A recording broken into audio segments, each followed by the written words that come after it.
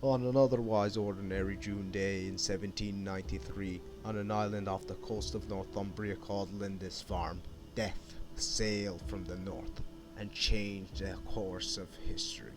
Allured by the ripe and undefended riches of the monasteries of the British Isles and the realms of the almighty monarch Charlemagne and his successors, from their ships in their narrow long ships they could sail up river and strike at the wealth of the land, bringing terror with the axe and the torch. To return to their ships, fat with spoils to return to Scandinavia. These were the Vikings. They say hard lands breed hard men. This might explain why no one could withstand them. For 70 years the pagan scourge would strike without warning, in worryingly increasing rapidity. Until roughly 865, the Vikings would raid the Anglo-Saxon kingdoms for all they could, sailing the rivers, plundering and returning to their ships, all before an army could be sent to stop them. After this, large bands of Danes decided to make the shift from raiders to conquerors. They decided to make the British Isles their homes and disinherit the Anglo-Saxon inhabitants of the island. Some of the Celts might have thought to themselves at the time, this was fair recompense for when the Anglo-Saxons were the heathens and had taken their land. Well, at least when they were fighting Danes themselves. One by one the Christian kingdoms of the island fell.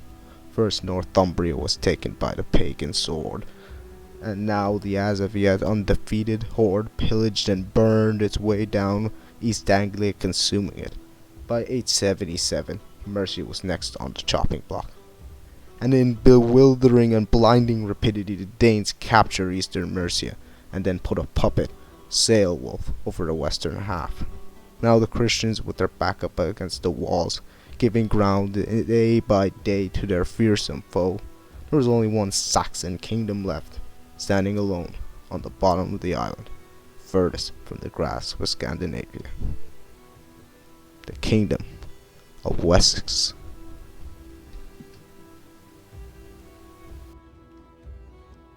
With their last gasp of breath, the Anglo-Saxons found the strength within them to get out of the relentless stream of Danes and to fight their way back to regain dominion of their entire island. The man behind this was Alfred the Great, born the fourth son of the king Ethelwulf. He was unlikely to be king, but these were unlikely times. His three brothers all ruled and died before him: Ethelbald, Ethelbern, Ethelred, each serving around 5 years, from 855 to 871. The character of the Viking attacks decisively changed the year Ethelred succeeded to the throne. Previously the kingdom had to deal with sporadic Viking raids, and now they face an invasion from the fearsome Viking king of Northumbria, Guthrum.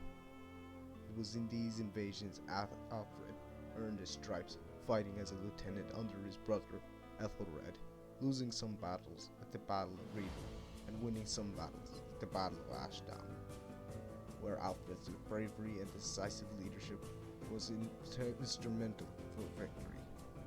It was, however, all undone by the Battle of Basing, where the king lost his life.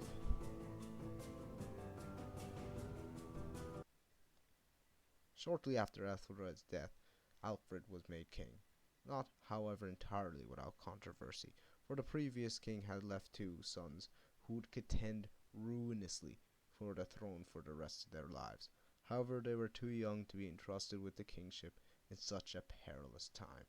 The elder men of Wessex convened themselves in Winchester to elect Alfred as king. For you see, the kingship of Wessex was an elected position. It, however, behaved like a hereditary position, staying within a family, passing from father to son, to brother to brother. It was sometimes known to change royal families even. Alfred would change this, however, and remake the kingship in a new model, inspired by King David of the Bible and the Caesars of Rome. So who was this man who remade a kingship? This learned warrior king who fought off the Vikings and started a renaissance of learning in the British Isles, who laid down the groundwork for his successors to carve their way through the Vikings and unite all of England for the first time. Let's try to cut through the fog of myth that has been piling up for 1,000 years and take a look at the only English king to earn the moniker of the Great.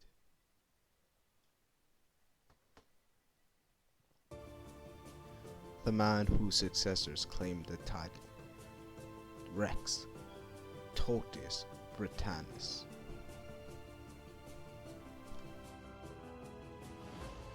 Alfred will always be a hard man to understand, because he was the master of propaganda for his time. As part of his patronage of the learnings was to lend legitimacy to his pan-Britannic ambitions. For example, he spread the story of when he was a boy and in the city of Rome he was anointed by the Pope with holy oils.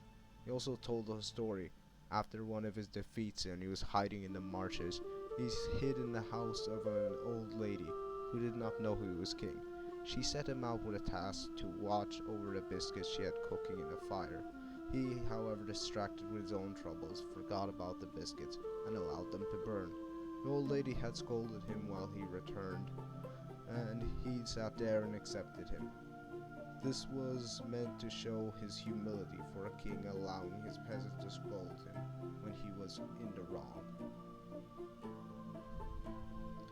For all we can truly know about Alfred is he was an ambitious man with a piercing intellect and a driven warrior king. Alfred made peace with the Danes. We don't know the peace terms, but we can assume that Alfred was made to pay a hefty sum of gold and silver, called a Danesgeld, to get them to return to Mercia.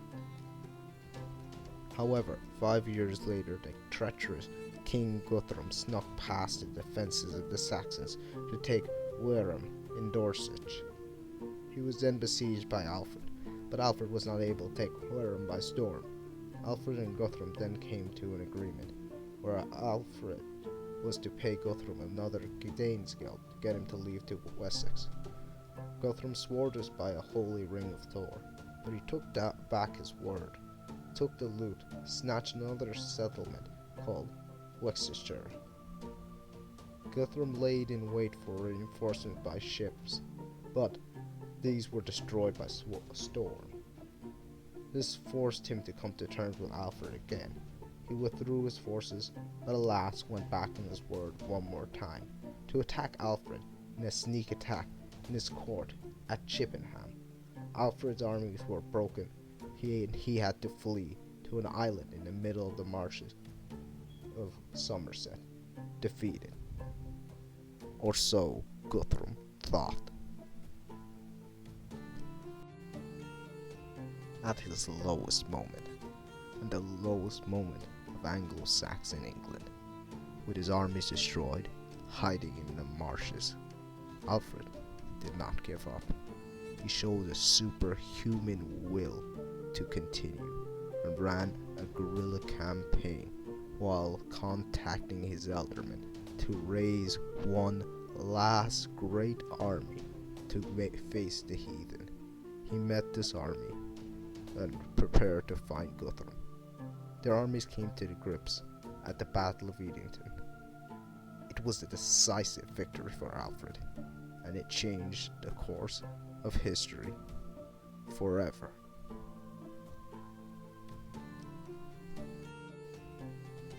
Finally accepting his defeat, Guthrum was baptized into Christianity and renamed King Athelstan, given East Anglia and parts of Mercia in exchange for never threatening Wessex again, as he never did. This land and other lands owned by the Danes would be known to historians as the Danelaw. Mercia was given to a man named Athelstan, who became the Lord of Mercia under the overlordship of Alfred. He was also married to one of Alfred's daughters, Lady Athelflaed, a great figure in her own right.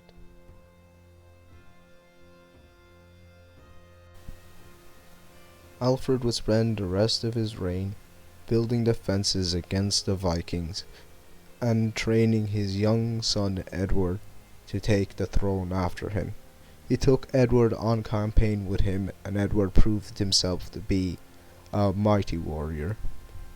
Alfred then died, laying the trackwork out for his successors to conquer the rest of England and unite it into one kingdom for the first time in its history.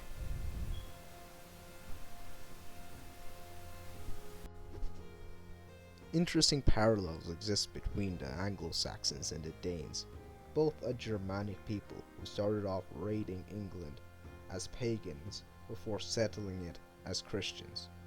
In fact, so much is in common between the two of them that the name Woden, that is found in many genealogies of the Saxon kings, including the House of Cerdic, the house of Alfred the Great, is obviously a different form of Odin. This Woden, however, was shifted by the propagandist scholars of Alfred the Great and his court to be a mortal king, a good and decent son of an unnamed son of Noah from the Bible, who was supposedly born on the ark.